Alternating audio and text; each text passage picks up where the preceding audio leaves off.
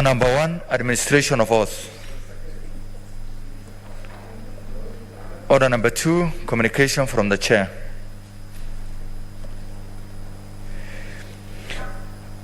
Order number 3, messages. Order number 4, petitions. Order number 5, papers. Order number 6, notices of motion. Order number 7, statements.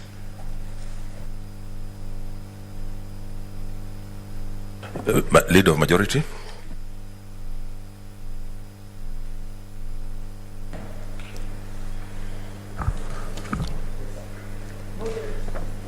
Mr. Speaker, sir, in a normal sitting, this statement is made to appraise the House on the business for the coming week. However, as you're all aware, this is the last ordinary sitting day for the Senate in the term of the 12th Parliament. As such, therefore, it goes without saying that there will be no sittings next week until convening of the new House after the general elections that are achieved for the 9th August 2022. Speaker,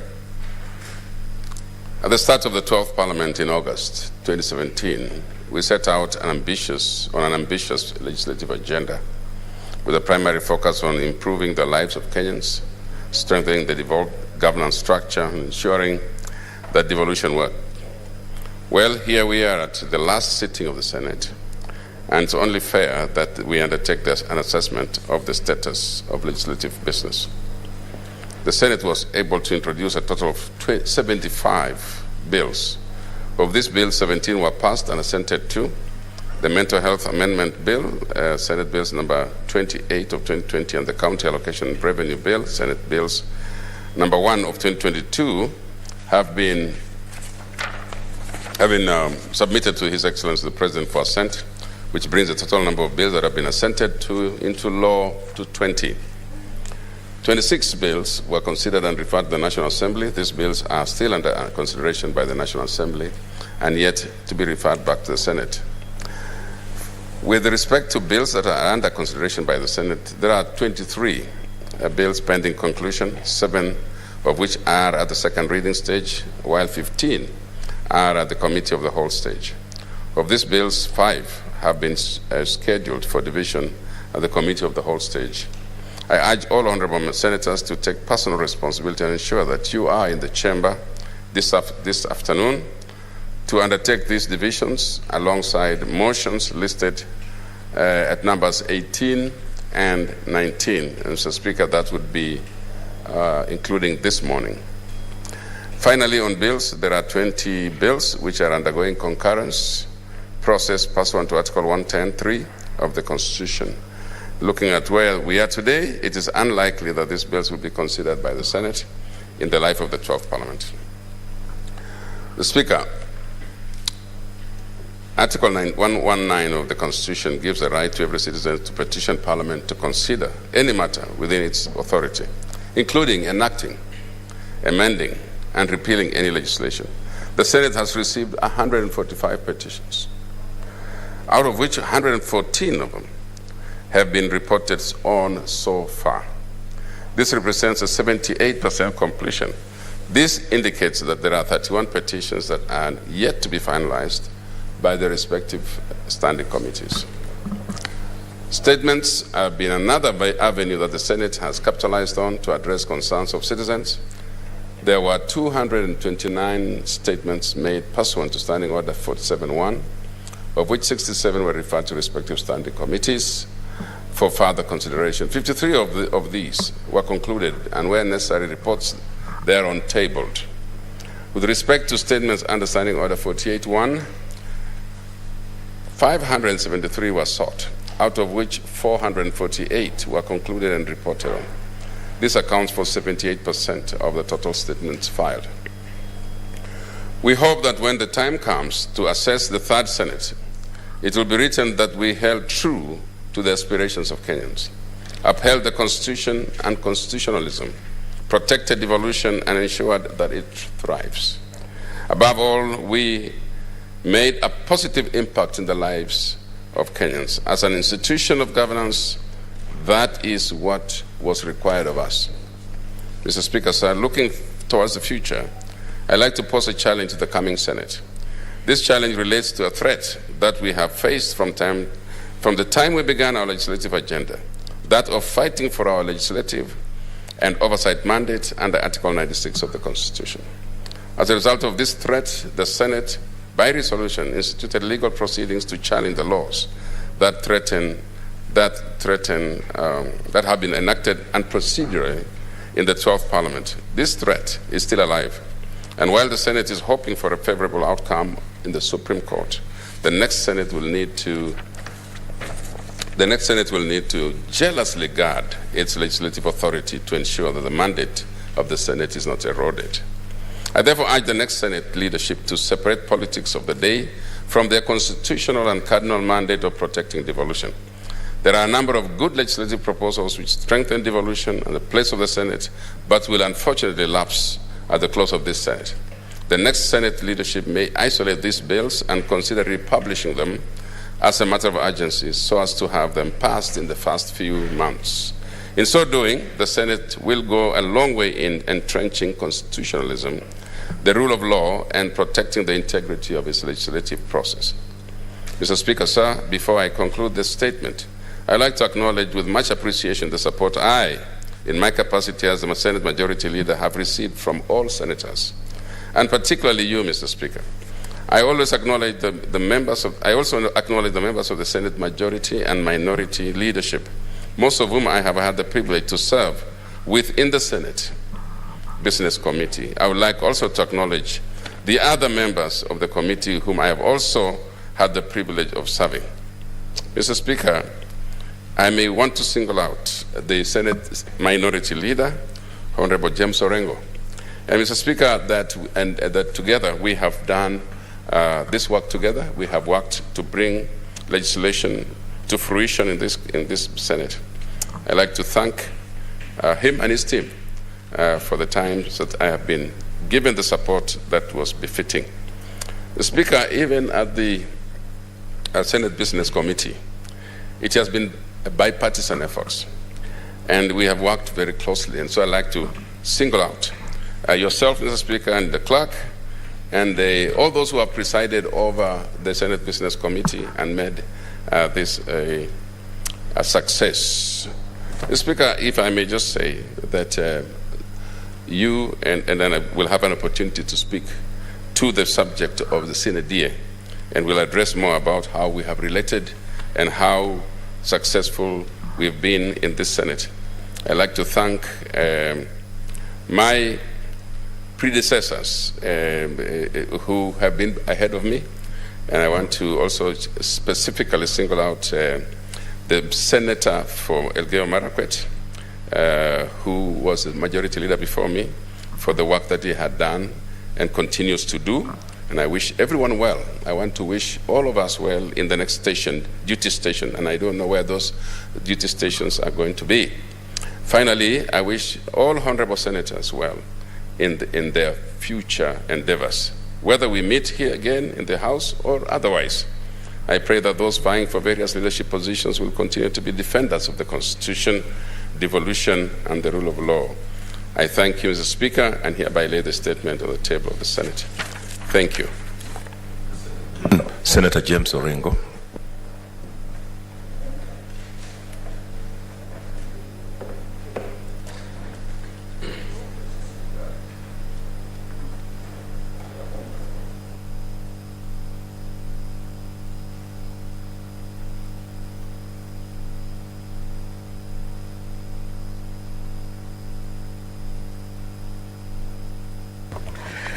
Thank you, Mr. Speaker. It's not normal that reaction be made to the statement made by the Leader of Majority concerning the program for the House or the business of the House for the week or the coming week.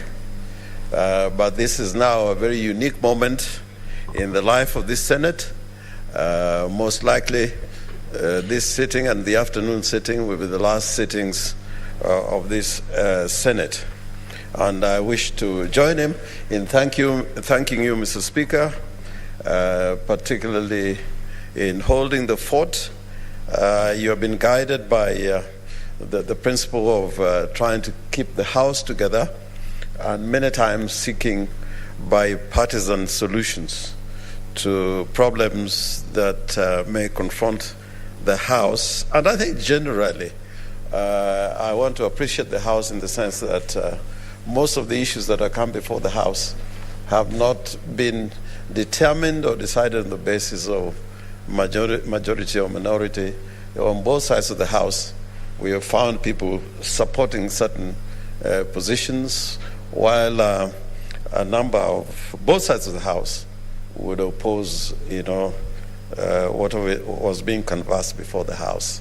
And I'm talking about issues like, when we were discussing the issue of the formula, both sides of the House was not divided on the basis of parties or majority or minority. I think both sides of the House supported different positions. Members supported what they thought was in the interests of their counties and the country generally. I also want to thank the Senate Majority Leader, Senator Pugisio. He's a perfect gentleman. He's so easy to work with. And I think with the long history he has had in Parliament, you tend to hear people talking about Senator Pugisio being the Speaker the House has never had, both in the National Assembly and in the Senate. And I wish him well, because he will continue to serve, hopefully, in the Senate. And I want to appreciate leadership, previous leadership in the House. Senator Murkomen has been mentioned by the Majority Leader. I must also mention the fact that I've enjoyed debating with Senator Murkomen, his clarity of thought, and I hope he continues to give that service to the nation. And I'll miss debating him in the House. And that goes to Senator Kithure Kindiki, who was there before him. And on my side, Senator Moses Wetangula, I think, is one of the most eloquent and skilled legislators that we have in the House. And thank the House generally and its leadership for the work we have done. But, Mr. Speaker, what I want to really point out is that, we should always support the judiciary. The judiciary is so important. We never know what is going to confront this nation ahead. And Mr. Speaker, there was a time when if you are arrested for any offense, your days were numbered. You would be taken to trial. Honorable Philomena Chelagat, within a month she had been tried, convicted on trumped-up charges. I know at this day and time, whatever the case was or the complaint was, at this day and time, somebody like Senator Murkomen, Honorable Philomena Chelagat, would never have been tried and convicted. Nor would have been great legislators like Anyona, who again served long prison terms on matters that were just fabricated. People like Matiba, who would not have served those times in detention, or my party leader, Raila Amolo Odinga, would not have served those many years in detention if at that time we had an independent judiciary based on the constitution that we have today. So I hope that for now and in the future, we'll defend the judiciary. There should be no clawback on the judiciary.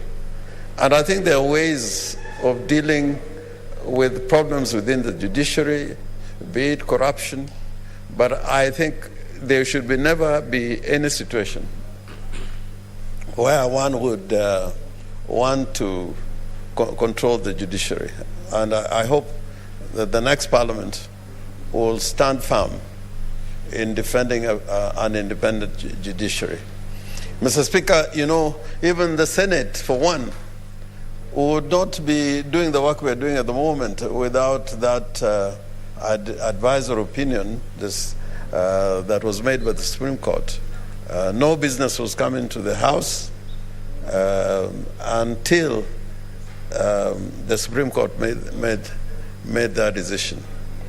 And I hope that the National Assembly in the future will learn how to work with the Senate as an entity so that this sibling rivalry that has characterized this particular parliament, and even to some extent the previous parliament, would not continue.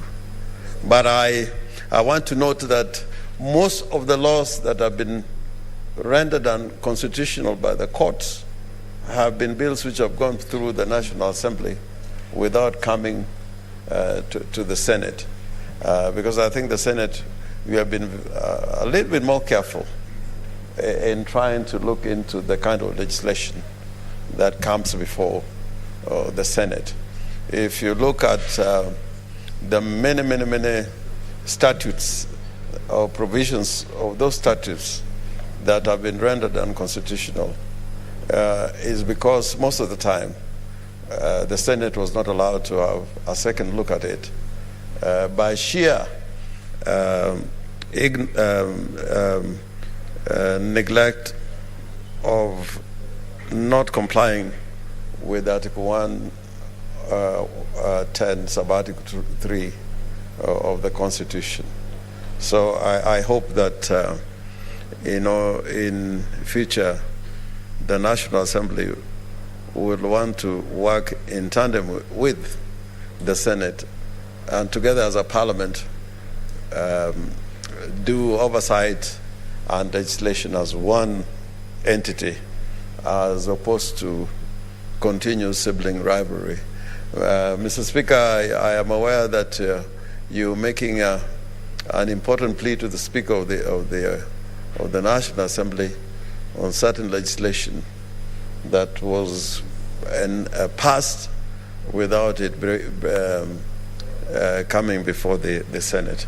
I also hope that the executive in the future will look at, before an assent is given to any bill, that they would look at the provisions of the Constitution properly and not just assent to bills where there's been no concurrence and there's been no participation by the Senate. And some of these things, they look all right when the going is good, but when they catch up with you one day, because unfortunately conduct of public bodies and public officers and state officers don't die while they're in office. Even 10 years down the line, a lot of these things can be brought up again and questioned. So we hope that we are going to have an executive that applies the law in conformity with the Constitution. Otherwise, Mr. Speaker, we have done a good job, and I think the country is so much the better because of the positions we have taken, particularly in relation to devolution. I thank you, Mr. Speaker. Senator Onesimus Murkomen.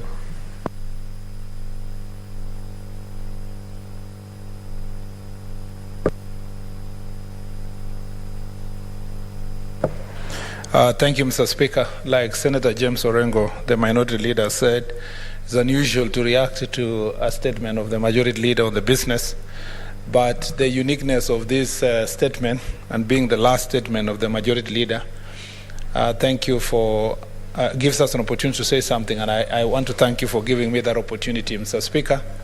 The Speaker, time flies. It was just the other day when we came to this chamber. And Mr. Speaker, I will remember this term of the Senate to be one of the most unique ones, because I arrived here, Mr. Speaker, being the majority leader of the Senate, and with the responsibility that my successor, Senator Pogisho, has read about the successes and the challenges we've gone through. That responsibility was bestowed on me for half of the term, slightly more than half of the term, and he completed the remaining of the term. And so let me start by congratulating Senator Pogisho for the work he did from when the time he was made the majority leader. And Mr. Speaker, congratulate Senator Orengo for working together with Senator Pogisho and the rest of the Senate Business Committee chaired by yourself to steer this House to ensure that the business of this House, Mr. Speaker, continue, and that the business of the Senate, Mr. Speaker, is in an orderly manner. Second, Mr. Speaker, I want to say that this House, this term, was one of the most consequential term in many ways. That, Mr. Speaker, we had the greatest opportunity, like Senator Orengo said, we had a great opportunity to debate on a matter that for the past two occasions, we danced around it. But in this term, we managed, Mr. Speaker, to have very robust and far-reaching discussion on the county allocation of revenue formula. And we will be remembered, Mr. Speaker, for the effort we put to ensure that we maintain the principle of equity and to ensure that those who have greater population get the resources they deserve without disenfranchising those, Mr. Speaker, who have greater landmass and lesser population. And so if this Senate, if I was to be asked the highlight of this Senate, Mr. Speaker, I would say it is the work we demonstrated, the efforts, the hard work of all the senators. And Mr. Speaker, because of that is very tremendous progress that we made in this very term, I want to recognize the senators, Mr. Speaker, who sacrificed beyond the call of duty and suffered, Mr. Speaker, as a result. People like Senator Langat. Senator Langat of Bomet must be remembered, Mr. Speaker, that he was arrested for the sake of that formula, Mr. Speaker, to succeed. People like Senator Lelegwe, people like Senator Malala. Mr. Speaker, that was something. And I want to congratulate you, Mr. Speaker. I don't want to say that's one of your also highlights of your farm stand, but it is indeed one of the two things that I'll remember you for. One is the decision you made that time when it was apparent that if we had proceeded, we would have really done injustice to the Senate and to our colleagues. And so, Mr. Speaker, you also deserve our congratulations for standing firm and contributing to the success of that formula.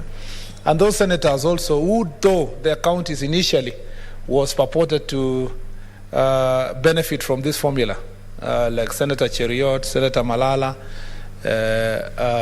and a few, Senator Sakaja, myself, and among others, Mr. Speaker, and Senator Langat was part of that team. We ended up, Mr. Speaker, standing firm, and everybody benefited at the end. So I want to congratulate you for that. Number two, Mr. Speaker, is that this Senate will be remembered for defending its mandate. If there's a time, like Senator Orengo has said, we remained bipartisan and extremely committed to our cause, is when our mandate was threatened, Mr. Speaker. And Mr. Speaker, in unison, this House, and I brought a motion to the floor of this House, Mr. Speaker, part of the things that accelerated my removal was to bring a motion in this House to seek an approval of the chamber to go to court to defend its mandate. And I'm glad, Mr. Speaker, you signed the necessary documents, the affidavit, and for that petition to succeed with Senator Orengo, with myself. And Mr. Speaker, I'm very, very happy that we succeeded in the National Assembly, in the High Court. And Mr. Speaker, Senator Orengo said something very profound. I wish the future presidents would, Mr. Speaker, not just sign laws for the sake of it, will exercise their mandate, Mr. Speaker, with certain level of responsibility and caution and interest of the public, and maintaining this Mr. Speaker, committee of the two houses. Sadly, even though you and your brother in the National Assembly came from the same party, or technically sponsored by the same party, it's very sad that in the 2 terms where one party has controlled both chambers, we've not been able to find unity in terms of decision-making and application of the Constitution insofar as movement of bills from.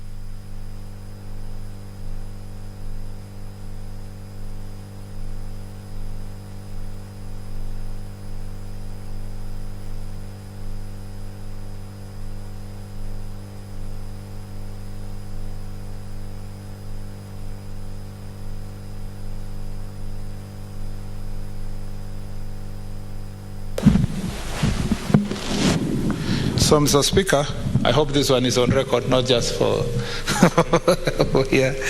So, Mr. Speaker, I want to say that it's been then our privilege to ensure that we defend our mandate. And like Senator Orengo said, that is where now respect of the Constitution and our institutions comes in. We must continue respecting our courts, even when the decision is not favorable to us.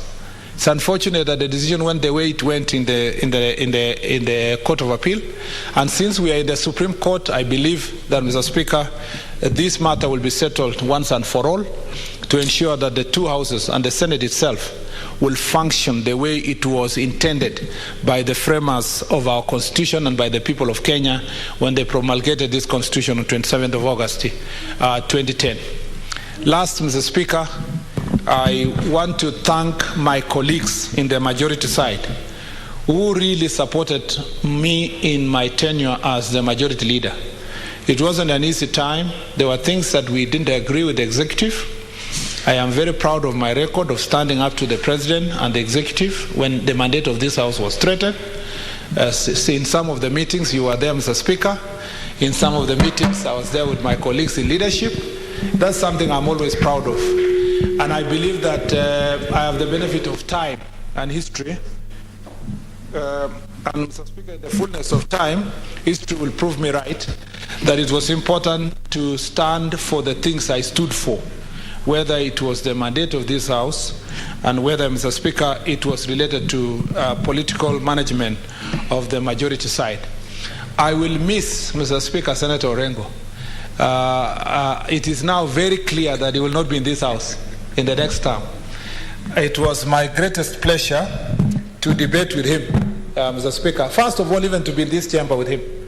And for the umpteenth time, Mr. Speaker, I want to say this, that it is people like Senator Orengo, Honorable Paul Muite, and others who were in Parliament at the time, who are lawyers, who helped me make my mind that I was going to study law. So in many ways, Senator Orengo has been my great inspiration.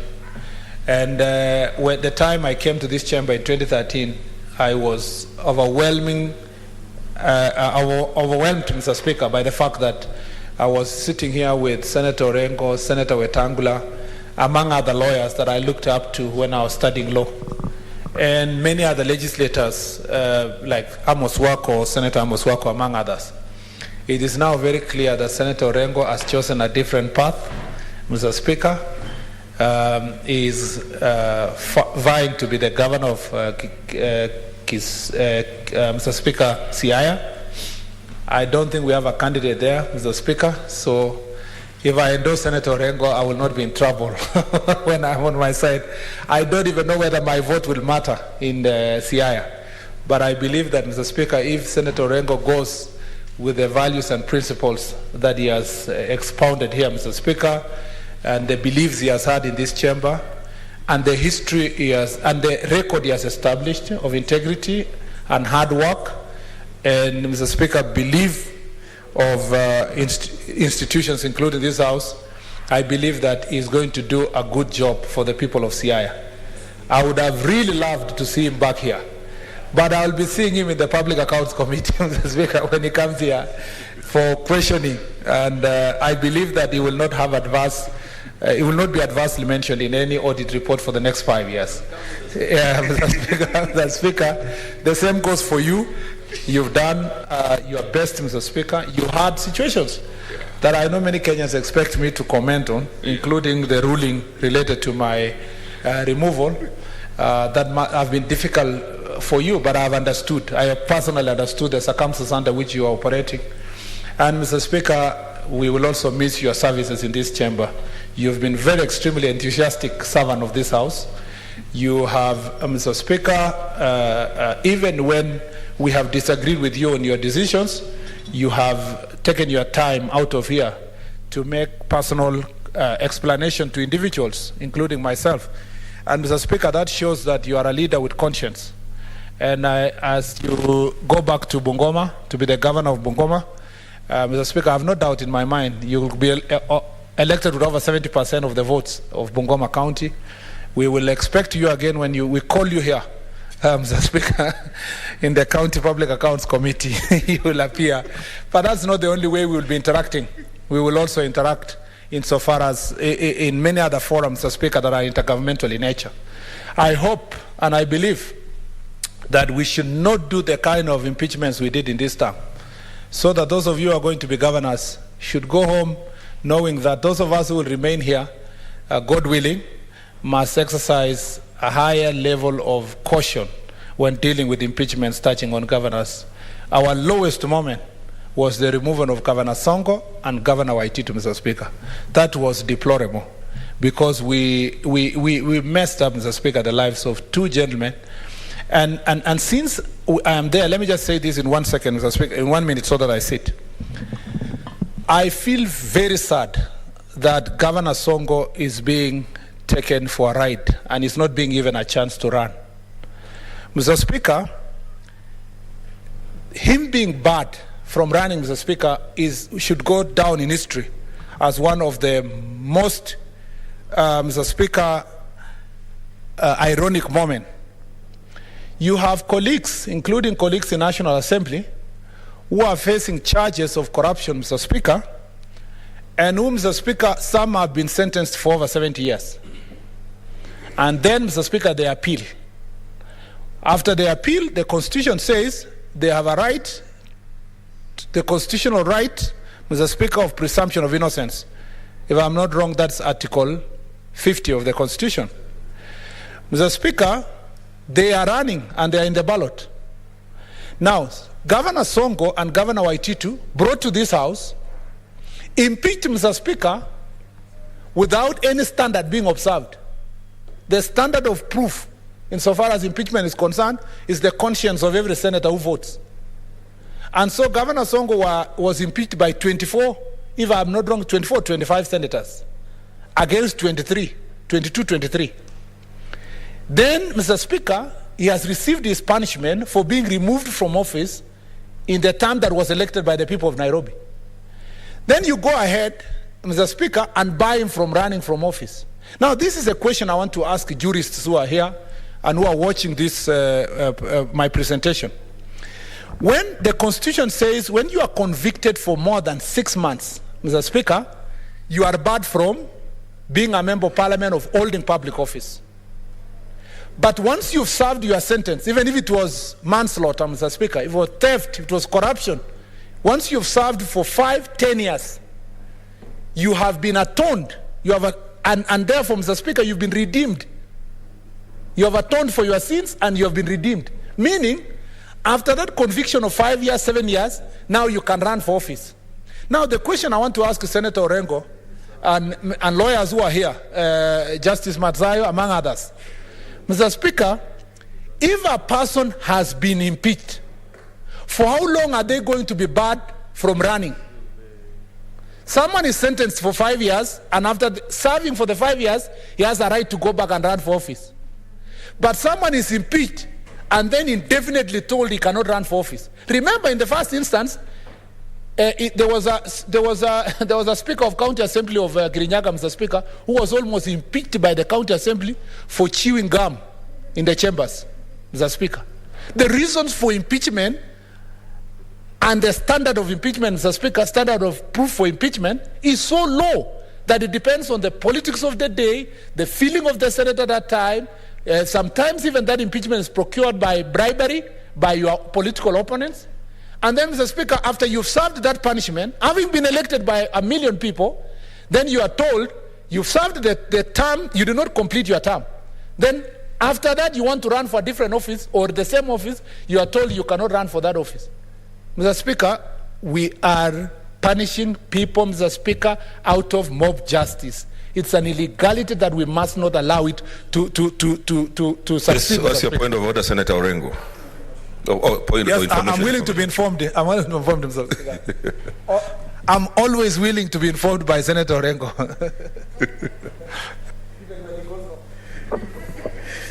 Mr. Speaker, I just want to inform the Senator from Elgeyo Marakwet that he is making very fundamental statements. But you should bear in mind that generally impeachments are a political process, even in the United States of America.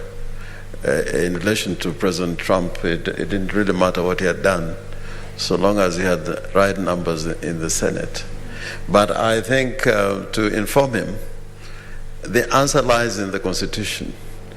If you read the Constitution, eligibility and all, with the Bill of Rights and the principles of double jeopardy, I think the answer is there. It's just because a lot of times when it comes to politics, we tend to make convenient judgments. But I think truly the Constitution addresses this point very clearly. So, Senator Murkomen, keep it brief because we have Senator in the afternoon. Thank you, Mr. Speaker. Mr. Speaker, you know, Senator Orengo has said something very weighty without saying it. In the sense that, Mr. Speaker, he agrees with me without, Mr. Speaker, agreeing very loudly, because let's give room to the courts. The High Court is yet to pronounce itself on that very important matter of being barred from office. Mr. Speaker, the Court of Appeal and the Supreme Court will have its time. But Senator Orengo, you'll also agree with me that I disagree a little bit with the Chief Justice when he went to a radio show and pronounced herself on this issue, when we know that this matter might come before her sometime later. And I think she should have exercised some level of restraint. But, Mr. Speaker, when we come back, hopefully, those of us who are going to be back here, Senator Mogeni is lifting his hand that he's one of them, Mr. Speaker. Since we have a competitor there, I'm not going to say anything. But the point I'm saying is that when we come back, we must put in place a legislation that explains that issue. Divorcing Chapter 6 from the requirement of, Mr. Speaker, presumption of innocence, constitutional right on the presumption of innocence, and, Mr. Speaker, the exhaustion of process of appeal is, Mr. Speaker, a violation of the Constitution itself, because the Constitution says you must have purposive interpretation of the Constitution and holistic interpretation, not just cherry picking some sections of the law.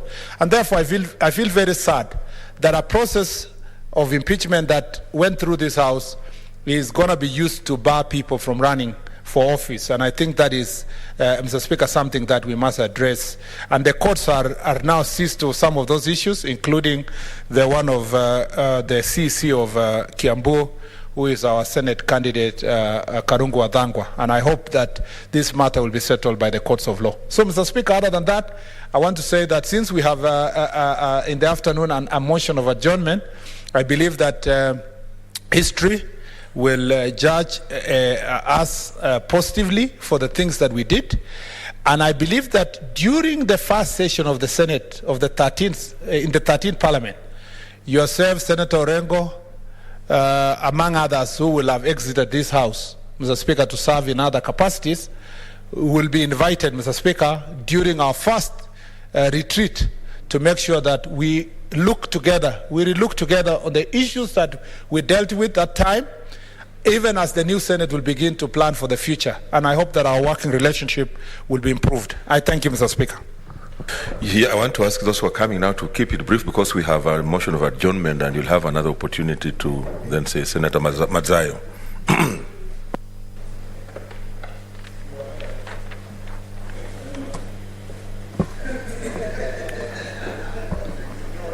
Asante Bwana Spika. Bwana Spika, kwanza nataka ni kushukuru kwa kwamba ulikuwa spika wangu, umekuwa spika wangu kwa miaka 5 tukiwa ndani ya hili bunge la Senate. Bwana Spika, umekuwa mshupavu na umeweza kuangalia majadiliano ya pande zote mbili. Bwana Spika, nataka kuchukua nafasi hii niwashukuru pia wenzangu maseneta, manake katika muhula huu tulikuwa na pita nyingi ambazo zilijaribu kutuweka sisi katika mtihani mkubwa. Bwana Spika, nikikumbuka kulikuwa na ugavi wa pesa. Lakini ugavi wa pesa ule wa pesa zinazokwenda katika serikali zetu za ugatuzi, kulikuwa na sintofahamu nyingi sana, mpaka wakati huo tulikuwa tunafikiria ile bunge linaweza kupasuka katikati. Bwana Spika, na siasa ilikuwa imetanda sana, ikawa imefika kiwango ambacho ilikuwa ni kama ambao watu wanashurutishwa kufanya kitu fulani. Lakini Bwana Spika, ulionyesha umaarufu wako na ukaangalia debate vile ilikuwa inaendelea, majadiliano, na pia kuwashukuru wale maseneta, haswa zaidi wale maseneta ambao wanatoka katika maeneo yale ambao walikuwa wanapata pesa, wakaungana na wale wengine ambao walikuwa wanapoteza. Nataka kuwashukuru sana kwa sababu ni kwa sababu ya juhudi hizo iliwezesha sisi ambao tulikuwa tunaweza kupoteza pesa kupata mwelekeo. Senator Nderitu, what is your point of, there's a point of intervention by Senator Nderitu? Bwana Spika, nina hofu kidogo kwa sababu kisheria na sheria zetu, taarifa kama hii ya kiongozi walio wengi, sidhani tunapaswa kuwa tukijadili. Sijui kama tunafuata sheria kihalali ama tayari tunaanza kulegeza. Bwana Spika. It's an exceptional day. We're closing, so I gave some leverage, but that's why I said let them keep them brief, because in the afternoon then we'll have more time when we adjourn. So please keep them short so that we are able to do the other business on the order paper. Asante Bwana Spika. Bwana Spika, kwa hiyo nataka niwachukue nafasi hii niwashukuru masenators wote, wale waliokuwa wanapinga na wale waliokuwa wanakubaliana na mambo ya ugavi, lakini hatimaye mwisho tulikuwa kitu kimoja na tukapitisha, na nafikiria kukakuwa na afueni, sio kwa sisi peke yake ndani ya bunge la Senate, bali Kenya mzima, kwa sababu ilikuwa tumeweka mzigo sana wa kusimamisha ugavi wa senti ambao ulikuwa unaanza kuathiri wananchi katika serikali za ugatuzi zote 47. Bwana Spika, pia vile vile nataka kukumbuka mwanzo tulipoanza hili bunge kulikuwa na sintofahamu nyingi, mpaka upande ule wanaoongoza walio wengi waliweza kupitisha miswada ambao tulikuwa tunaona ya kwamba haiko sawa, lakini ikapitishwa, na ilichukua vile vile mwelekeo wa kwamba kiongozi wa walio wachache ndugu yetu Orengo akasema ya kwamba hufika wakati fulani serikali ikaregelea ikala watoto wake wenyewe, na ilibainika wazi kama vile alivyosema akitabiri, ilikuja ikarudi mpaka sasa. Naona dadangu Farhia yeye akawa kiranja, naibu wa kiranja, kwa sababu kulikuwa na wengine ambao walikuwa viranja. Kwa hiyo tunasema tu ya kwamba ikiwa upande wowote umeingia kwenye mamlaka, sio kwamba ianze kudharau upande ile ingine, manake tunaelewa hata mkiwa mko kwa upande ule wa walio wengi, saa nyingine huja mambo yakabadilika kisiasa, na nafikiria hilo ndio funzo kubwa sana nimeweza kulipata nikiwa ndani ya hili bunge la Senate, na tuliona vile faranga vilivyoliwa na vile ambavyo havikuliwa, na wale ambao walikuja wakachukua. Mpaka sasa tunaona aliye kiongozi wa walio wengi amekuwa ndugu yangu Samuel Pogisio. Kwa hiyo nataka kumpatia kongole ndugu yangu Samuel Pogisio kwa sababu ya utendakazi wake. Ameendesha, ni mtu ambaye ni mkarimu na mtu ambaye ana mwelekeo, na mimi napendelea vile anavyohandle. Unajua kama kitu kinaharibika, yeye huwa anaangalia kama ambaye hatasema, lakini mwisho akisema tunapata mwelekeo. Nataka kumshukuru yeye na kiongozi vile vile walio wachache ama wanaotoka kwa upande huu ambao mimi niko James Orengo, kwa sababu baadhi ya yale mambo ya masikizano wao wawili wakisikizana imekuwa tumeweza kupata mwelekeo. Kwa hiyo nataka kuwapatia kongole zaidi. La mwisho, Bwana Spika, najua wewe uko na mzigo mkubwa sana.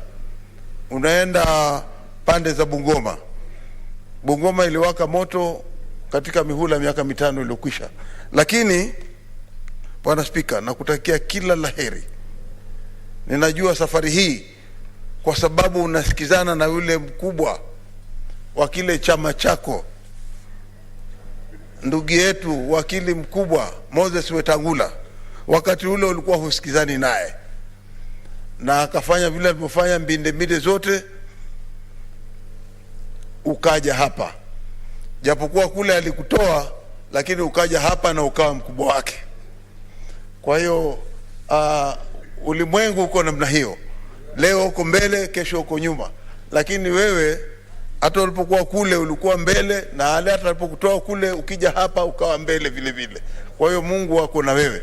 Kwa hiyo sisi tunasema tu ya kwamba point of intervention, Senator, wakati ukirudi kwako kuna huko Bungoma, tukutakia kila laheri ili uweze. Uko hoja nidhamu. Pole nilikuwa sija kuona. Mr. Speaker,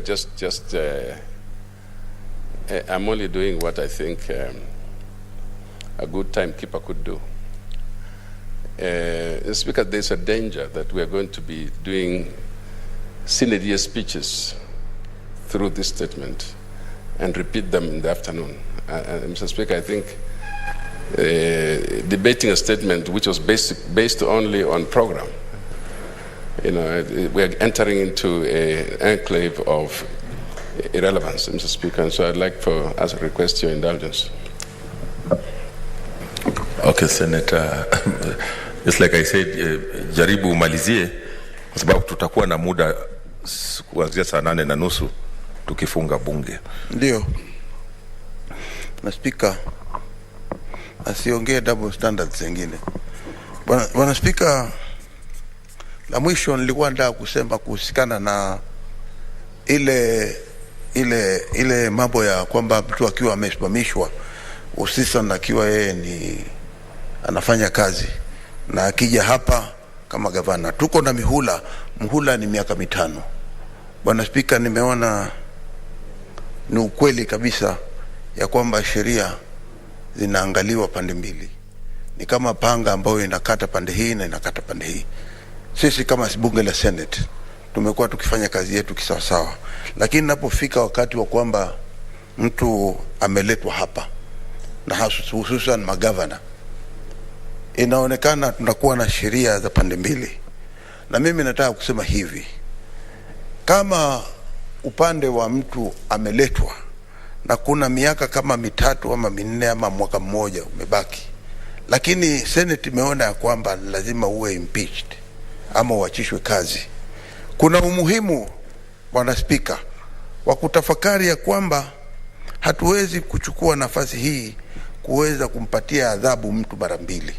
Ukiwa umetolewa alafu ukatoka nje ukawacha kile kiti, mimi naona hiyo ni punishment ama ni adhabu ya kutosha.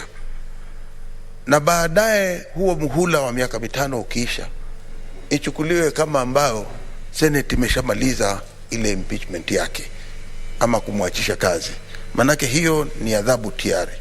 Alafu tukija upande wa kwamba ataendelea kufanya kazi ikifika wakati wa uchaguzi mwingine apewe nafasi ili aweze angalia kama anaweza kujitetea ama anaweza kujifufua katika maisha, isipokuwa isichukuliwe kama ambaye mtu anaweza kuharibiwa maisha ya kwamba alikuwa mwanasiasa na sasa asiwe mwanasiasa kabisa katika maisha yake.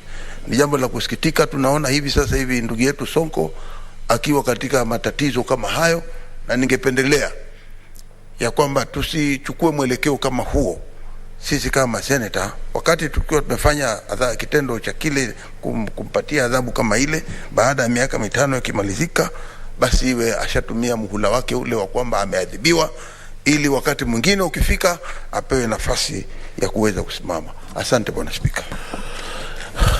Following your request, Senator Petronila, where I'll just give you 3 minutes so that we go to the next orders. Like I've said, the rest will have an opportunity in the afternoon, including Senior Counsel Mogeni. Thank you. Thank you, Mr. Speaker, for your indulgence. Indeed, it is a trying moment for Parliament, now Senate, because we are the only ones still sitting. We are in a campaign period, and therefore we have several activities down at the counties. And so trying to balance our campaign plans and coming to the House is a challenge. So I thank you for the indulgence. Mr. Speaker, mine is to thank the House and thank the members of the Senate for having provided a conducive environment for us to work, especially for us nominated senators who we thought that coming to this House we shall just be there to be seen and not to be heard. But Mr. Speaker, we have seen that over the time the business of this House has mostly been handled by women senators, majority of whom are nominated. We want to thank our political parties that nominated us to this House, and we hope and pray, Mr. Speaker, that we did them proud. Mr. Speaker, I want to thank the staff of Senate who are very malevolent in their work and their attitude towards us. They made some of us who had never stepped in this House look like we know what we were doing in this House. They provided guidance at every step of the way. Mr. Speaker, I want to join my colleagues on the issue of impeachment. And we remember that what we have seen happening to Governor Waititu and Governor Sonko, that it may not happen again, that we take impeachment proceedings brought to this House with the seriousness that deserves, that even if it comes with the politics that usually accompany these impeachments, we remember that these are lives of people, and that going ahead will create complications for them that are that seem quite unfair. And I know that these issues are in court, so we may not speak too much on them. But Mr. Speaker, I pray that those who will be coming back here, that those of us who are going elsewhere, those of you who will be coming back here, the impeachment motions brought to this House for governors and even for the president and the deputy president, because this is the final House on those impeachments, that will handle this professionally and will handle this with a humane heart. Mr. Speaker, I thank you, and I want to wish all my colleagues who are proceeding on to campaign for various seats, I want to wish them well, and those who will come back here, I pray that you continue to do what you are meant to do and continue to serve your people. Thank you, Mr. Speaker. Next order.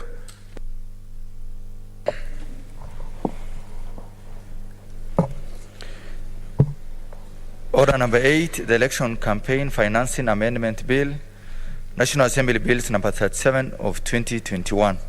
Second reading.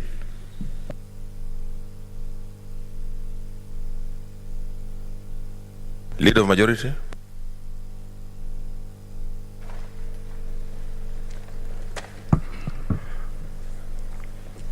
Mr. Speaker, sir, I beg to move that the Election Campaign Financing Amendment Bill, National Assembly Bill number 37 of 2021, be now read a second time. The Speaker, this bill, just to mention a little bit of its journey, the bill was published on the 12th of August 2021, passed by the National Assembly and referred to the Senate on the 13th April 2022. The bill seeks to amend the Election Campaign Financing Act of 2013 in order to align it with the Elections Act of 2011, and also to enable its implementation, as the current law does not take cognizance of current socio-economic and political structures which has hindered its full implementation. Speaker, campaign finance issues have significant impact on the quality of elections, Notably, without adequate financing, candidates and parties have little chance of campaigning effectively or conveying their messages to the voters. At the same time, state authorities and citizens have a legitimate interest in ensuring that the campaign finance system is equitable, transparent, and limits the potential for corruption. For this reason, the importance of such a bill cannot be gainsaid. Speaker, specifically, what is at stake in this bill is that clause 2 of the bill proposes to amend Section 2 of the Act by deleting the definition of expenditure. What's your point of order, Senator Ledama?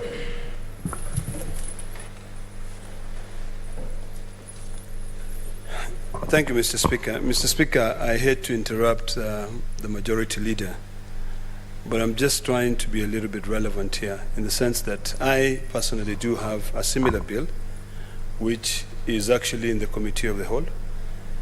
This bill, which is coming from the National Assembly, is indeed the majority's leader's bill, but I'm just wondering if we start the process now on this bill, yet my bill is on the second, is actually in the Committee of the Whole, waiting to be passed.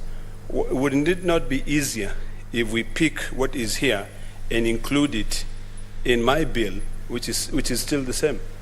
And if you look at my bill was introduced way much earlier than this bill. It's just been in the pipeline, and really it's a Senate bill.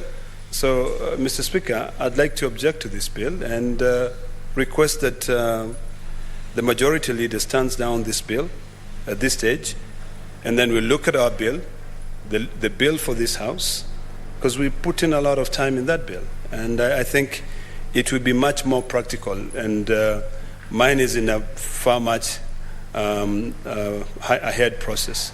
So, Mr. Speaker, I would like to request the majority leader to stand down this bill and we proceed with the other bill. Otherwise, we'll just be picking-ponking here and not really moving. There is another intervention from Masinza. Thank you, Speaker. I just, on the same note, I don't think we were very fair when we are doing what the leader is doing, because most of us, even the way Senator Ledama is saying, we normally go with bureaucracy, we normally go with presidency here. But sometimes we find ourselves in a very weird situation whereby bills are thrown away, bills are not considered in this House, just because if the leader of majority has a bill, that it needs to take priority over any other. Let all bills be considered. If it is not necessary, if there need to merge the bills, let them be merged. But this issue of giving priority to bills and leaving other bills, it has left me even on the platform. I've really felt so bad that my bill was there far beyond in last year up to this time.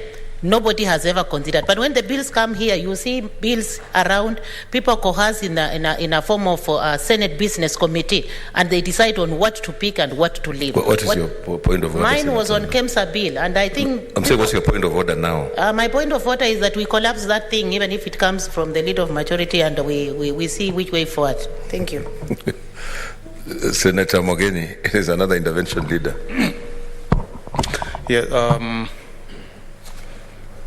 Mr. Speaker, last week on Thursday, you set a precedent by extending the life of Parliament by one more sitting, which is today.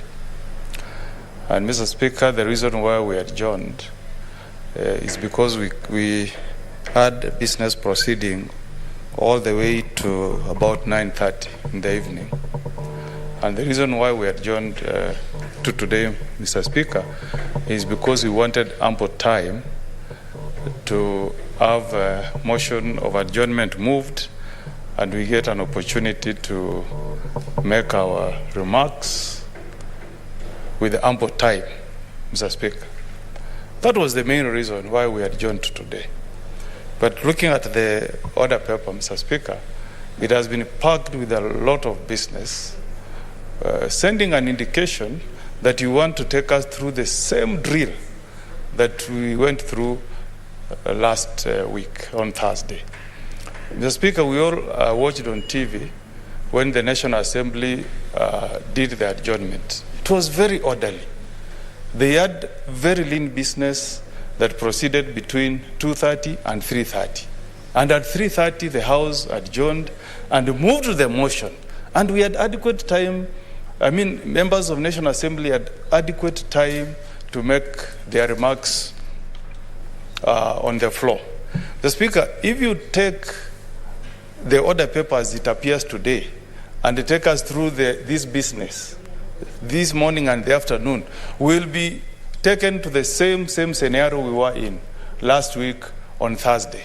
So, Mr. Speaker, I don't know what wisdom is guiding majority leader to pack the order paper with all these bills, while the gentlemen and gentle ladies agreement was that we just come here and look at the debt ceiling and the adjournment motion. Also, Mr. Speaker, I want you to also rule. I was serving as the chair of Law Society of Kenya when a regular committee that was looking into the cause of the 2007 electoral violence went around the country and prepared a report. I sat in that committee, Mr. Speaker. And the regular committee made a recommendation that we should not entertain amendments to election laws later than 6 months to an election. Now the amendments that we have here dealing with the election campaign financing and the elections amendment bill that is dealing with the registration of candidates for positions of governor, senate nominations, all these have already been finalized. So, Mr. Speaker, what is really the wisdom of us coming here to debate election amendment laws 47 days to the elections? What is the wisdom, Mr. Speaker? And I want you to rule, Mr. Speaker, whether, even if this bill is moved through second reading, will the Committee of Justice, Legal Affairs, Human Rights have time to retreat, carry out public participation and present a report to the floor? It's not possible, Mr. Speaker. So I want you to rule, Mr. Speaker, that we shouldn't spend a lot of time on these matters in vain, so that we can concentrate on the business that made us adjourn on Thursday, which is the motion of adjournment. Senator Mazayo, there's another intervention. Leader. Bwana Speaker, sioni kama kuna faida yoyote ama haja ya kuweza kuona kwamba hapa ndani ya hii Senate tayari tuko na bill kama hiyo ambayo iko na ndugu yetu Oledama hia, na akiangalia ile anayoleta ni ile kutoka katika bunge la kitaifa. Sasa tunauliza kitu muhimu ni sasa sisi tuangalie ile bill ambayo imeletwa na huyu Oledama hapa ndani, ama tuangalie ile bill ambayo inaletwa na huyu kiongozi walio wengi. Bwana Speaker, nataka nikiongea unisikize, manake naona yeye anaingilia sasa katikati. Kaa chini kidogo kama mtu mwingine anaongea. Zilizo sheria za bunge. Sasa mimi Leader of majority, take your seat. Yes, take it.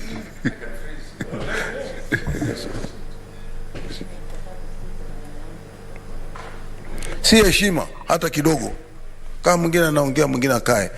Kwa hivyo Bwana Speaker, nilikuwa nasema tu ya kwamba hakuna faida yoyote itaongezeka katika yale mageuzi ambayo nataka sisi tujadiliane hapa yanayoletwa na kiongozi walio wengi. Tunasema tu ya kwamba tuliahirisha tukiwa na nia moja ya kuja hapa leo, kuja kuongea yale yote tuliofanya katika muhula huu wa miaka 5 ndani ya bunge la Senate. Kwa hiyo hii hoja anayoileta hivi sasa ikae kwanza, usiruhusu, na hivyo ndio tunakuomba ukate hii kesi. Asante Bwana Speaker. Senator Mwaura, Leader, you still have to continue waiting. Senator Mwaura. Asante sana Mheshimiwa Speaker. Mheshimiwa Speaker, tumetoka kuwa na hoja ambayo kiongozi walio wengi ameweza kuorodhesha ile miswada ambayo tayari tumeweza kupasisha, na hii ndio ripoti.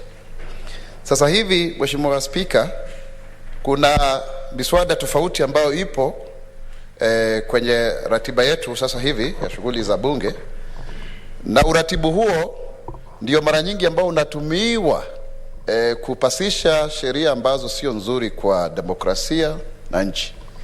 Na naunga mkono kwamba tumeshapatiwa wosia na tume huru kwamba miezi 6 kabla ya uchaguzi tusiweze kubadilisha zile kanuni za mchezo wa uchaguzi, niseme hivi.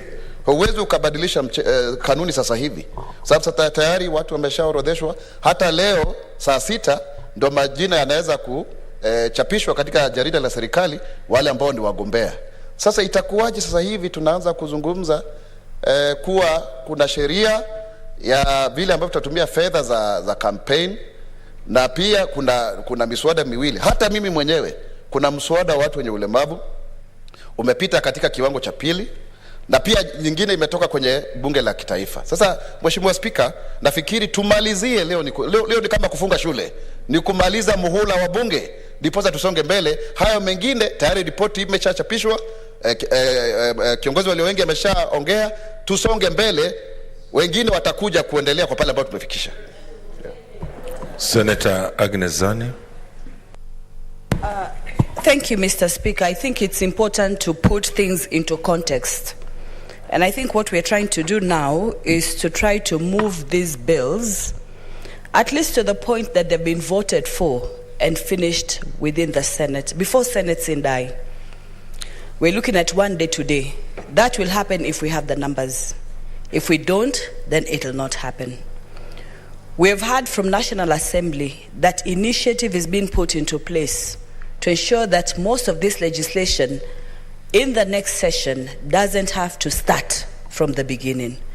If that is true, of course we cannot foretell what the future holds, but we need to also see what is coming. If that is true, it means if we push these bills to as much a point as possible, then the point of being able to put them into place later on becomes easier. So that means I have my right, Mr. Speaker, to speak. Please allow me to speak. I hear some of the senators, Senator Isaac More, saying, no, I have my opinion and not his. At the end of the day, Mr. Speaker, the only logistics I see is the logistics of numbers. I think what we are doing holds merit. Only, I wish we would have been able to do it earlier. To the point of Senator Omugeni, and that we cannot make laws at least 60 days before election. That is right. But some of these laws that we make are for posterity. So it's only that we don't know what the future holds in store for us. It is true that we say today is the day to prepare for Sindai and talk about that, but we also have an order paper in front of us. So for me, I think the technicality is that we might not have the numbers. If we do have the numbers, it would be good. Because, Mr. Speaker, when you look at all these laws that are on the order paper, all the bills on the order paper, they're bills that members have spent a lot of time in constructing. We have the lifestyle audit bill, for example, that is on the order paper from Senator Faria, that is just waiting to be voted on. Let us all take also into consideration the effort that members have made. We have almost, I think, 16 bills that members have put enormous effort. They've worked at committee level, they've worked at individual level, they've been able to present at various committees and various sessions these bills that are prosperity. In fact, Mr. Speaker, I want to agree with what one senator said before, that we really hope that at one point or another that these bills will come into fruition. Because most of these bills are for and pro devolution, at least the ones we've come with in Senate, and most of the issues that are being addressed in these bills are issues that need to be addressed within the counties. So I hope that the team will be here, will be pushing, one, so that these bills don't die. For those that have progressed to National Assembly, for those that are within Senate, it would have been a nice, tidy finish if we were able to vote for them. If we're not able to vote them, we pray that they do not fall off completely, they don't die at Sindai, and that they can progress in the other session if the two speakers agree, as I had the Speaker of the National Assembly, Honorable Muturi, suggest, or Primet, he said something like that. Then we come to the situation that we have now, that even these bills, when those who come to this Senate come back, can they push for them? Can they push for them either by picking some of these? I know we have the social and humanity bill that was introduced by Senator in the last session, 2013, from Mombasa. And it came again, I think it was Senator Abshiro who tried to push it. It didn't see through the light of day. Sometimes maybe it's impossible to have them see through it. So let us balance all these things, Mr. Speaker, even as we talk about, yes, the importance of discussing and us being given an opportunity of Sindai. That is true, that you said that we meet so that we do that. But if we can do both, if we can kill two birds with one stone, then that would be the best way to go. That is going to be based on the technicality of numbers. If we have the numbers and we're able to, I think we have both the morning session and afternoon session. I think we can do quite a lot. I thank you, Mr. Speaker. Okay, let me give guidance on this. I do agree with the contributions that I've made, that actually we did adjourn the Senate last Thursday because we wanted to give members ample time to say bye-bye, those who are leaving the Senate and going to other stations. And therefore, it's important that we have time for that.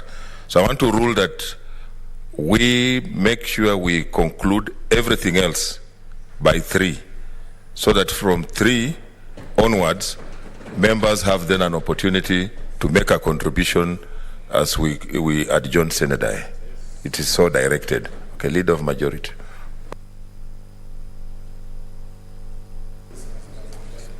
Thank you very much, Mr. Speaker. Mr. Speaker, the order paper is a product of the Senate Business Committee. It's not the leader majority. I think that needs to be made very clear. Mr. Speaker, this motion is here courtesy of Senator Olekina himself. And so, Mr. Speaker, you know, this kind of, I don't expect Olekina to come back here and say that we should. But secondly, Mr. Speaker, just... What's your point of order?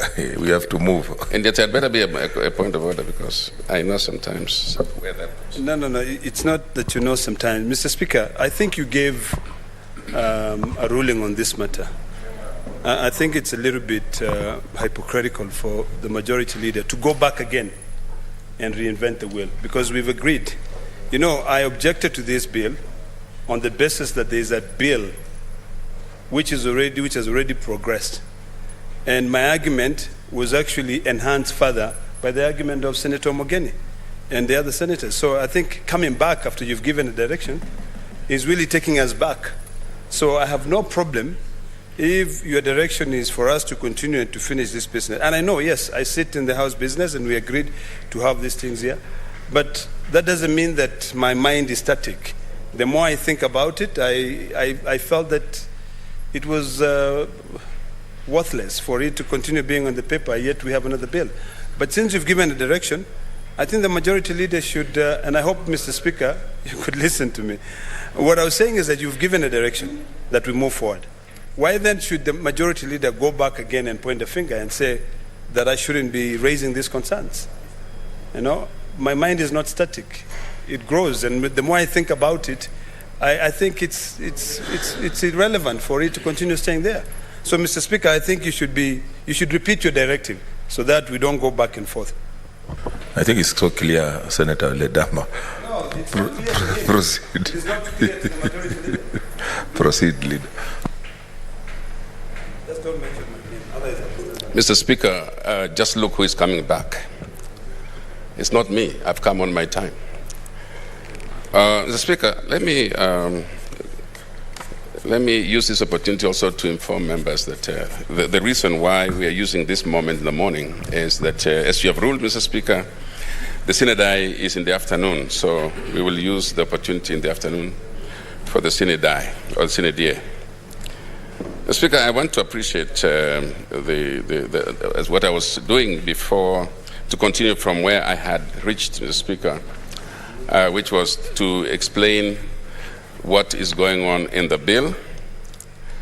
And the bill, Mr. Speaker, specifically in Clause 2, proposes to amend Section 2 of the Act by deleting the definition of expenditure committee, which has been defined as follows. In the old Act, Mr. Speaker, expenditure committee means a committee established by a candidate a political party or a referendum committee to regulate spending by a candidate, a political party or referendum committee during an election or referendum campaign period, as the case may be. Clause 3 of the bill proposes to repeal Section 7 of the Act, which provides for establishment of a party expenditure committee and its functions. Clause 4 of the bill proposes to repeal Section 8 of the Act, which provides for establishment of an independent candidate expenditure committee and its functions. Clause 5 of the bill proposes to repeal Section 9 of the Act, which provides for establishment of the referendum committee, expenditure committee, and its functions. Clause 6 of the bill proposes to repeal Section 10 of the Act, which provides for submission of expenditure reports to a political party and the Independent Electoral and Boundaries Commission, IEBC, by a candidate.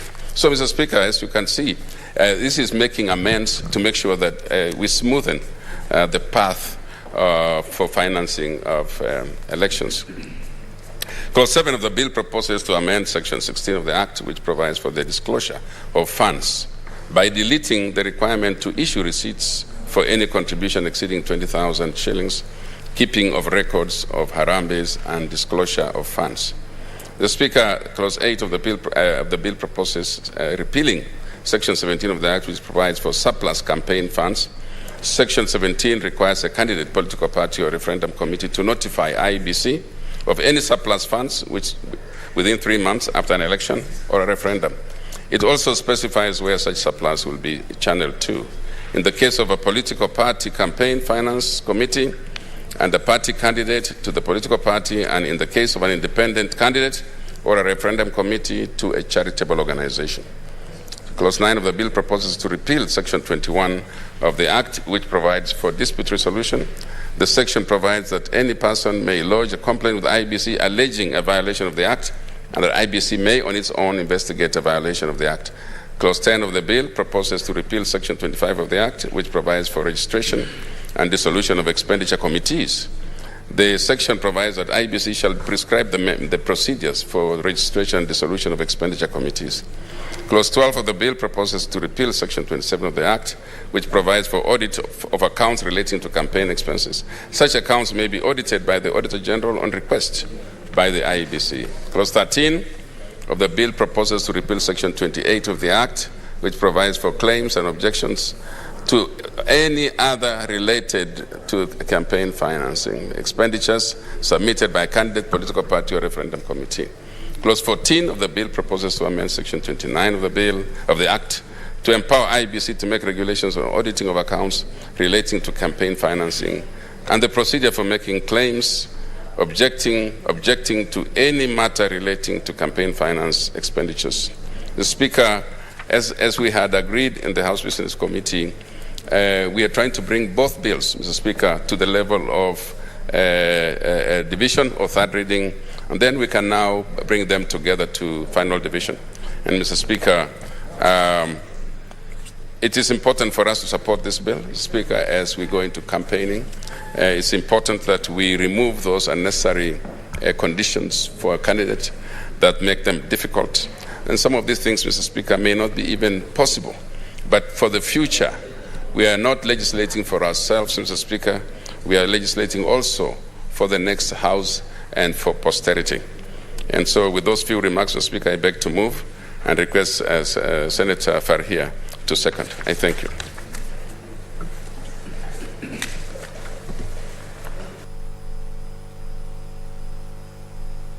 Senator Farhia. Thank you, Mr. Speaker. Mr. Speaker, regardless of what time we bring a bill, you know, our bills have to go back to National Assembly before they become a bill. And since this one has already gone through the National Assembly and it's just here on its final stages, I think if we want the bill to go through, I think we need to support. And Mr. Speaker, I beg to second. I propose the question. Order, Senator Mwaura. Take your seat, or you want to freeze? I propose the question, which is that the Election Campaign Financing Amendment Bill, National Assembly Bills number 37 of 2021, be read a second time. Senator, you know the names have been, so I don't know whether they want to contribute now, Cherargei, or this was before. Now, okay.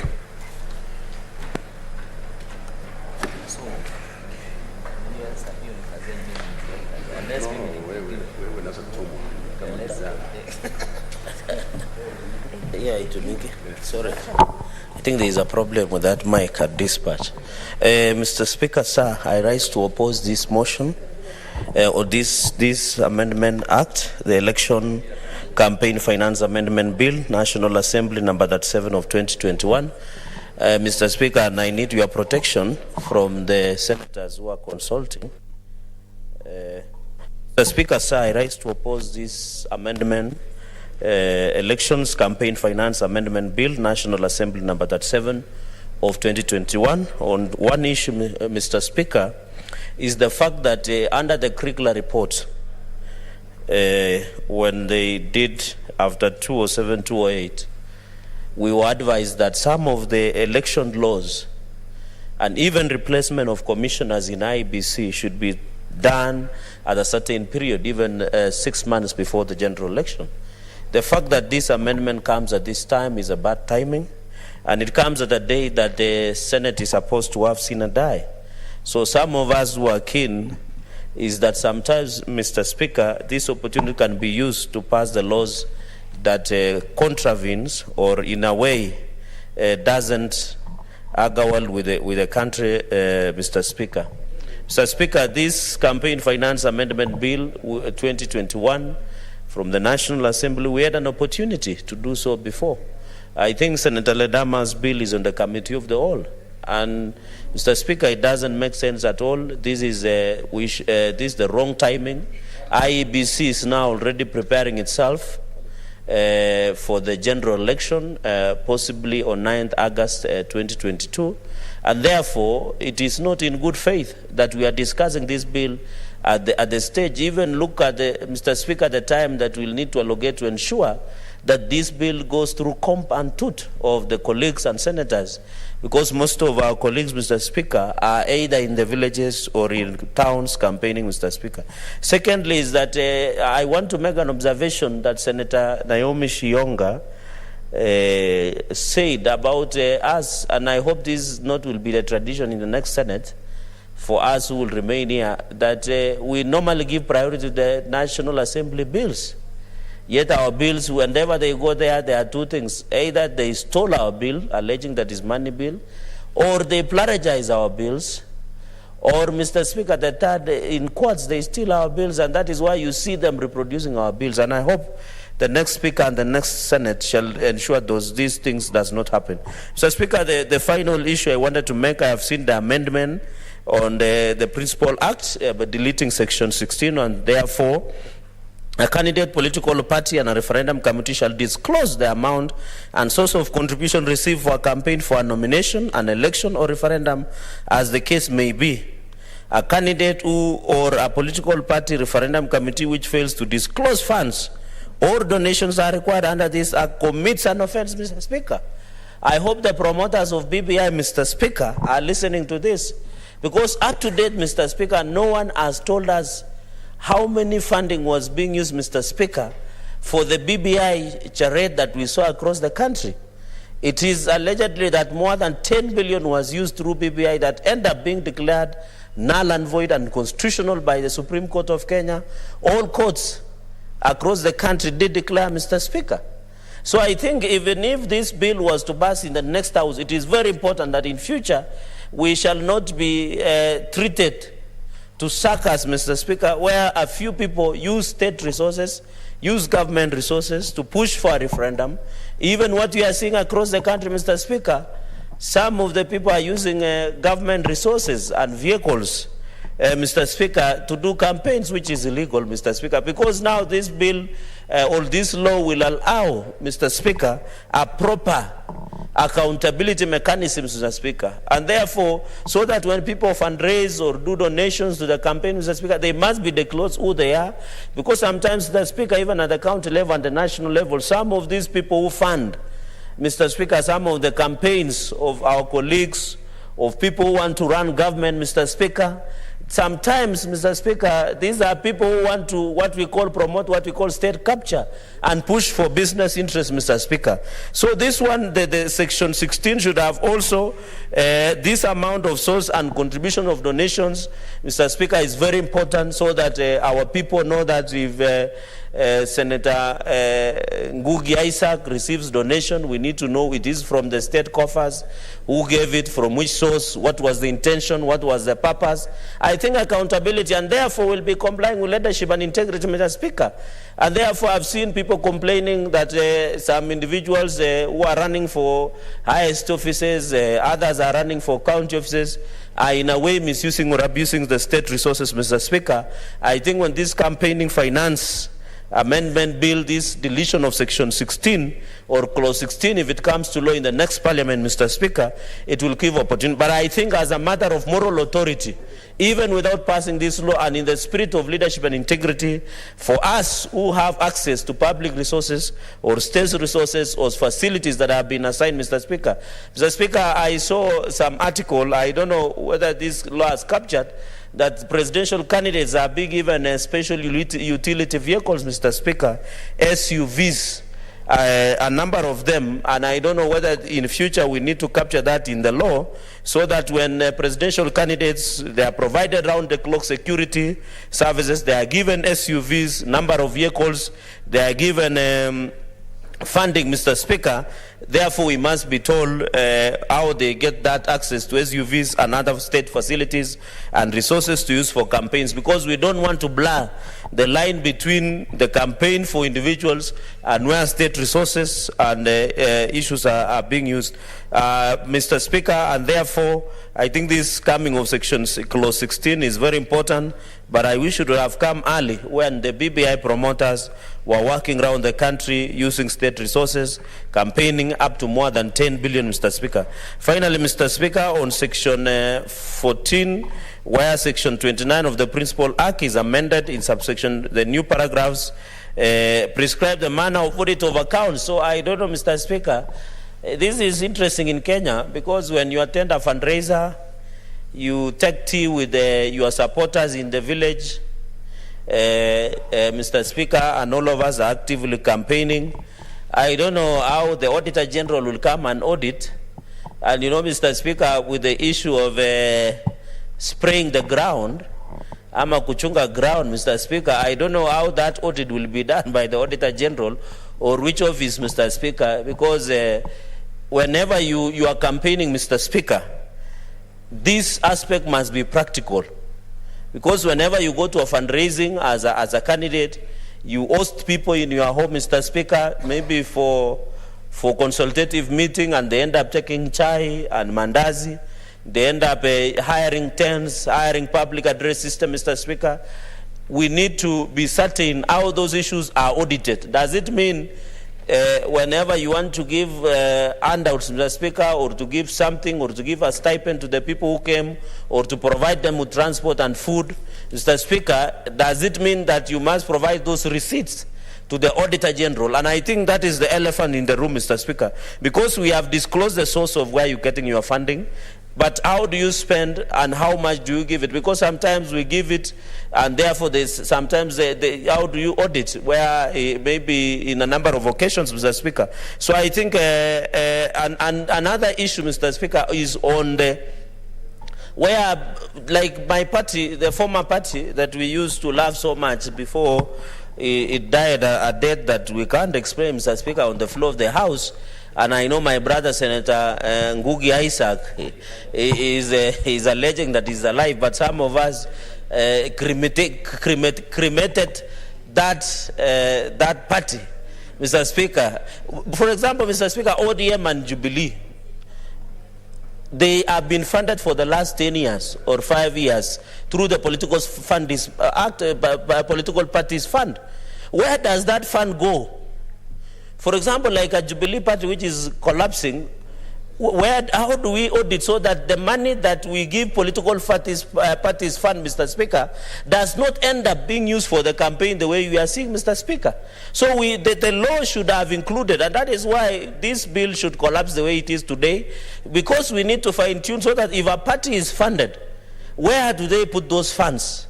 In any case, where they are using those funds to campaign, is it allowed by the law? Is it audited, Mr. Speaker? And I think that is where we must agree on the placement, Mr. Speaker. And then finally, prescribe the procedure for claims objecting to any matter related to campaign finance expenditure submitted by a candidate, political party, or referendum committee.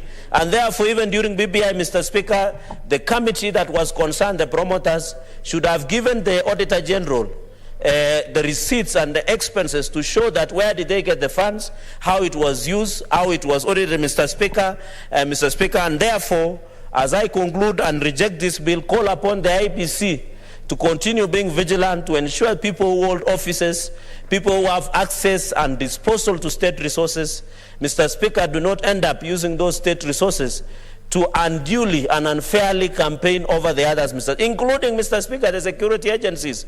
You saw the other day, even in Jacaranda grounds, when the Kenya Kwanza, Mr. Speaker, were holding their rally, Mr. Speaker, the police, out of complacency, ensure that the violence thrive, Mr. Speaker. And therefore, we must agree, Senator Mr. Speaker. You know, you are talking about very many things.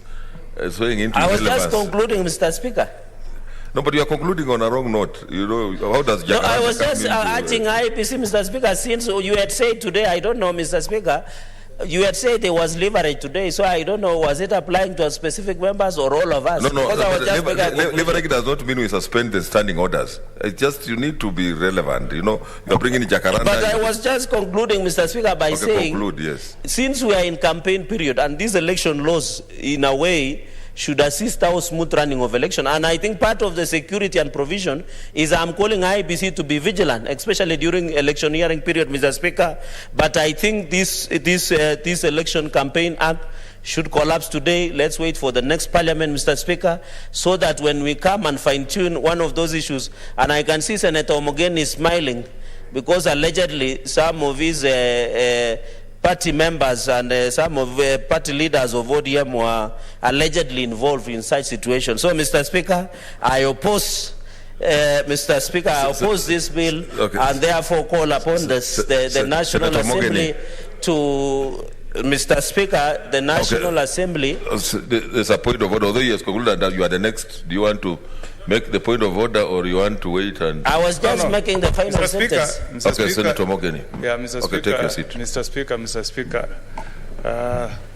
Senator Cherargei is a lawyer, and there's a way that the lawyers. Senator Faki tells me he's a junior lawyer, admitted 1 year ago.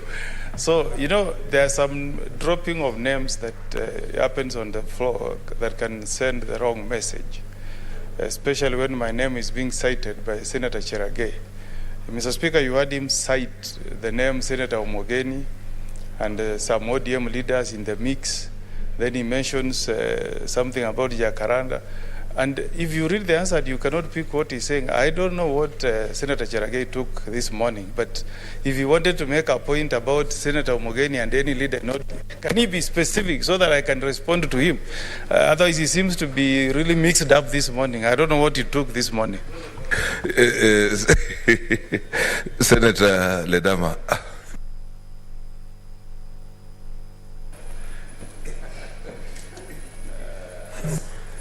Mr. Speaker, you know, I was trying to follow Senator Cherargei, and I was getting high. You know, I was wondering whether he smoked some good marijuana in the morning or what, because he was not really making sense. He was completely incoherent. I didn't know what he was talking about. You know, he says Senator Omogeni, he says Jacaranda, he says everything. Seriously, can we just remain relevant? Mr. Speaker, I think this leeway you're giving us, sometimes it's messing everything up. So really, I don't have a problem legalizing marijuana. I think it's a good thing, but appearing that you're smoking it, maybe we should give you a bottle of Glenfiddich. Might put your head pepper. Senator Cherargei, I want to agree with what members are saying. You be clear in what you want to say, and please conclude so that we make progress. No, Mr. Speaker, it is dangerous that you are likely agreeing with them that I'm smoking marijuana. I don't know whether you are agreeing on that part, because I don't smoke anything. Mr. Speaker, the only smoke I smoke is when I'm was cooking in the village kitchen. So, Mr. Speaker, what I was just saying, I just said allegedly, and I think members should listen keenly and carefully. Finally, Mr. Speaker, because I don't want to drag and we have a heavy agenda ahead of us, is that I oppose this amendment. It is wrong timing. It is not made in good faith. Let us collapse this bill until the next session of Parliament, Mr. Speaker. Then we can have an opportunity of going through it. And I know Majority Leader, God willing, will be around, so he can remain as an institutional memory and representative of West Pokot and ensure that this issue is put to conclusion in the next session of Parliament. I thank you, Mr. Speaker. Okay. Senator Mogeni. Thank you, Mr. Speaker. I sympathize with the position that Majority Leader is this morning. Ordinarily, Mr. Speaker, this is something that we should applaud and say this is a bill and we support. The only problem, Mr. Speaker, is the timing.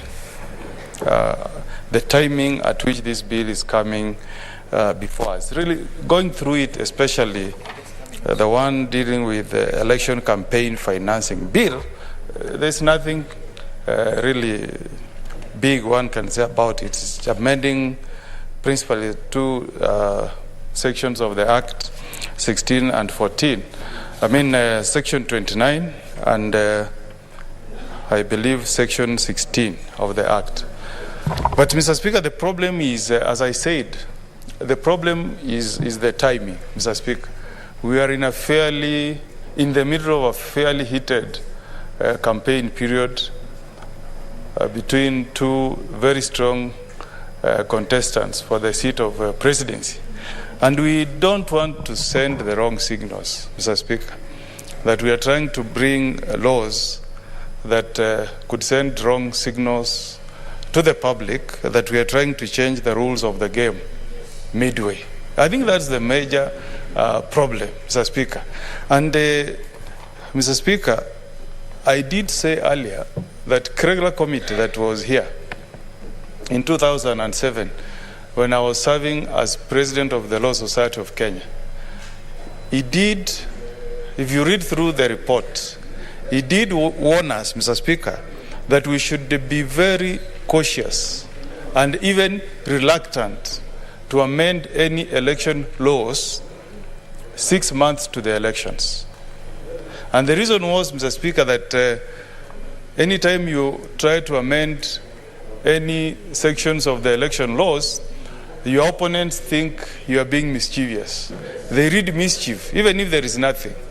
And Mr. Speaker, speaking from this side, in Azimio, Mr. Speaker, on a period that the whole country is almost, making a conclusion that Raila will be our next president, the 5th. Why do you want to amend these laws to give credit to our opponents who may say that we want to change the election laws to frustrate them?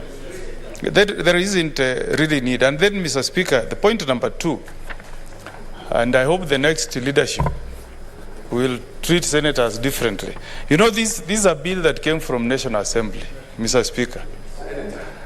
And I don't know why we want to be treated like people who are here to sanitize and push forward and process anything that comes from the National Assembly. Mr. Speaker, anytime we send a bill from here, Senate, to the National Assembly, they take time to go through it. They don't rush it. It will be sent to committee, the relevant committee, and a report will be tabled on the floor before that bill is considered. This particular bill, Mr. Speaker, we want to process it on the floor of the House, even before the relevant committee has taken views from the public, Mr. Speaker, and complied with the constitutional imperatives of public participation and presented a report before the floor for consideration. That, Mr. Speaker, opens up these amendments to a challenge from our courts of law, Mr. Speaker. And you know what the courts have said over and over again, that you cannot ignore the concept of public participation in legislation. Mr. Speaker, I would have wished that those who would be lucky to be back to this House we will have more caucuses from either the majority side and the minority side. Because some of the things we are saying on the floor, Mr. Speaker, would have been dealt with at a caucus. If we had a caucus of the minority side and a caucus of the majority side, some of these things could have been discussed and a way forward agreed on. The risk we were in is that if we proceed with this bill, Mr. Speaker, this morning, the only option we have is to tick the box and say that a bill came from National Assembly, it was read before us, and we voted on it. But we have not had in-depth consideration of the bill. We haven't had public participation on the bill. We have not received and considered public views. And that's not the way we should conduct our business. Mr. Speaker, we should send a very strong signal to the National Assembly that we are not paper pushers. We are not paper pushers here. Any bill that comes from the National Assembly must also get the input of senators. We must go through it, to comb through it, and improve it where we can. In fact, there are some clauses maybe which we can even reject as Senate. So I will plead with the majority to consider dropping this amendment for now. The proposals are good, but this can be done in the next term. You don't want to introduce obligations for candidates 46 days to the elections. Really? I mean, you're trying to place obligations on candidates to disclose how they raised money for nomination. Nominations are already done. Nominations are done, Mr. Speaker. So what's the purpose of bringing a law when even the purpose is intended?